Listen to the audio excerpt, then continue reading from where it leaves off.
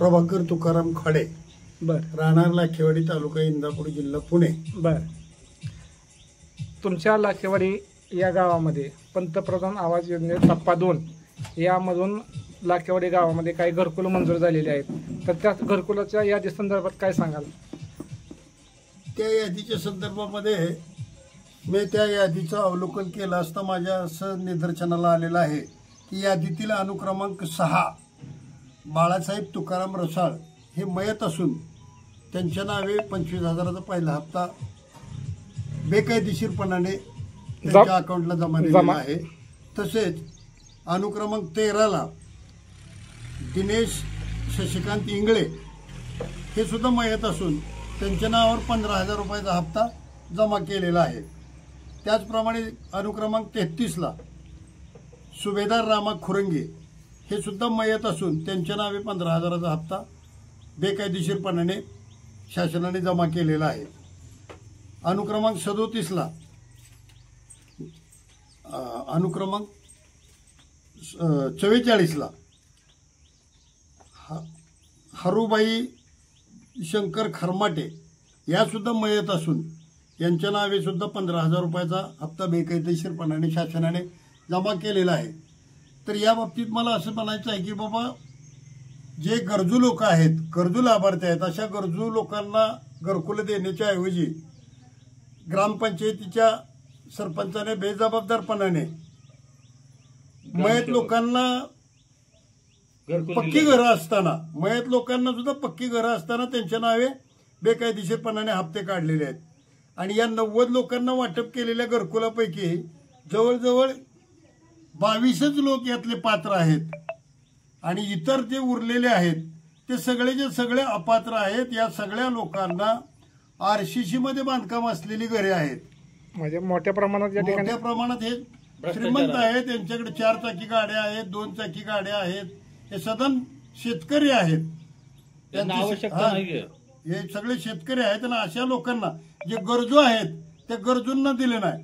आता उदाहरणार्थ या यादीमध्ये अनुक्रमांक 61ला नंदाबाई नागनाथ अलबत म्हणून एक भगिनी आहे. त्या भगिनीला अत्यंत गरज आहे घराची. आज तिचं मात्र अपात्र म्हणून घरकुलामध्ये यादीमध्ये नाव आलेलं आहे आणि खरी पात्र तर तीच आहे. मग अशा पात्र लोकांना जाणीवपूर्वक सरपंच आणि ग्रामसेवक या दोघांनी या लाभापासून वंचित ठेवलेलं आहे. आणि ज्यांना गरज नाही अशा लोकांना उद्या भविष्यामध्ये या लोकांकडूनच आपल्याला फक्त मतदान मिळू शकतं. या अनुषंगाने या अशा गरजू लोकांना बाजूला ठेवून गैरगरजू लोकांना ज्यांच्याकडे पक्की घरं आहेत, राहण्याची सोय आहे, अशा लोकांना घरकुलाचं वाटप करून पहिल्या हप्त्याचं वितरण बेकायदेशीरपणाने झालेलं आहे. ते वितरण शासनाने रद्द करावं आणि पुन्हा फेर सर्वे करून गरजू लाभार्थींचा शोध घेऊन अशा गरजू लाभार्थींना घरकुलाचं वाटप करावं अशी शासनाला विनंती, लाखेवाडी गावच्या सर्व जनतेच्या वतीने एक नम्रतेची विनंती आहे. या चालू यादीतील 22 लाभार्थी वगळता इतर जे आहेत लाभार्थी त्या लाभार्थींना पहिले घरकुलाचे लाभ मिळालेले असताना सुद्धा त्यांच्यात फक्त नावात बदल करून फॅमिलीतलं दुसरं नाव घेऊन त्यांना लाभ देण्याचा विनाकारण हा केविलवाना प्रयत्न सरपंचांनी केलेला आहे, सरपंच ग्रामसेवक यांनी केलेला आहे. तर तो प्रयत्न शासनाने हाणून पाडून शासनाने स्पेशल समिती नेमून याची पुन्हा फेर सर्वे करावा आणि ही पहिली यादी रद्द करावी आणि फेर सर्वे करून गरजू लाभार्थींची निवड करावी आणि गरजू लाभार्थींना शासनाच्या अनुदानाचा फायदा मिळवून द्यावा. गरजू आणि वंचितांना त्याचा लाभ मिळवून द्यावा एवढीच विनंती आहे ग्रामस्थांच्या वतीने. नागनाथ लक्ष्मण अलबत लाखेवाडी. बर. 2021ला घरकुल पहिला हप्ता मला दिलाय. बर. त्याच्यानंतर काय हप्ता दिला नाही. ते म्हणते तुमचं असं जागे अभावी असं हे होतंय, फॉरेस्ट येतंय, अमकं येतंय, तमकं येतंय, चाललंय त्यांचं. बर. मग आता आम्हाला राहायला जागाच नाही ना दुसरीकडे कुठं. दुसरीकडे तुम्हाला जागेचा पर्याय उपलब्ध? फॉरेस्ट मध्ये घरकुल दुसऱ्याला दिलंय का? दुसरे दिलेले आहेत की पहिले. फॉरेस्टच्या जागेमध्ये घरकुल कुणा दुसऱ्याला दिलेलं आहे का लाखेवाडी गाव? 50-55 घरकुलं झालेली आहेत पहिली 50 ते 55 घरकुल फॉरेस्ट फॉरेस्टमध्ये झालेलं आहे. बांधण्यात आलेली आहेत, हो. बरोबर. परंतु तुम्हालाच 2021 मध्ये जे घरकुल मंजूर झालं ते फॉरेस्ट बांधण्यात तुम्हाला मनाई केली नाही केले, हा. ग्रामपंचायतने लाखेवाडीच्या. हा. मग आता तुम्ही जे हे समोरचं दिसतंय हा. ह्याला काय म्हणतात फाउंडेशन फाउंडेशन, हा. तर ते फाउंडेशन तुम्ही पदर पैशाने बांधले का?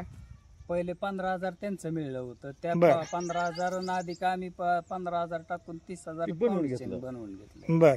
आता त्याच्यानंतर आता मग तुम्ही विचारणा केली का लाखेवाडीच्या विचारणा ग्रामपंचायत? केली, त्यांनी नोटीस आम्हाला पाठवलं की तुमचं बांधकामच चालू झालं नाही, ह्या जाऊ ऑनलाईन करून घे ना ती साहेब आता पुढचं. ऑनलाईन करून घेणार हा. कशामुळे घेणार त्यांना विचारलं का नाही? त्यांना विचारलं तर ती म्हणते फॉरेस्ट मध्ये आहे तुम्ही, असं आहे तसं फॉरेस्ट आहे. दुसरी घरकुल दिले तुम्ही असं बोलला नाही का मग त्यांना? हो, बोललोय की त्यांना. मग ते काय म्हणाले मग? त्यांना म्हणले देता पहिले येते चालत होतं, आता जिओ टॅगिंग झालंय ना, ऑनलाईन झालंय आणि असलेच कारण हे सगळं बरं. फॉरेस्ट मध्येच आहे की बर. तुमचं घरकुल परत त्यांनी परत 1 हप्ता काढल्या परत काढलंच ना, ते तसंच काढलं. पेंडिंग पडलं 21-22. आता 23-24 नंतर आता 25 आलंय. 24-25 मध्ये ह्यांच्या आता मिसेसचं नाव 24-25 मध्ये तुमच्या मिसेसला घरकुल आलेलं आहे. हा. परंतु प्रॉब्लेम हा जागेचा आहे, बरोबर. हा. मिसेसच्या नावावर घरकुल आलंय, पण ते काय म्हणतात पहिलं 15,000 रुपये जे घरकुलाचे आहेत हा. तुम्हाला दिलेले ते इथं ग्रामपंचायतला भरा हा. आणि मग मिसेसच्या नावावरती घरकुल बसवतो. हा. परंतु मग जागा नसताना फॉरेस्ट जागेत घरकुल बसवणार का? पहिलं कसं बसवलं? पहिले इथनं मागची झाली ती ना 50-55 घरकुलं ह्या जागेत परिसरात आहेत की दिलेले. आता तुमच्या मिसेसचं नाव ह्या नवीन पंतप्रधान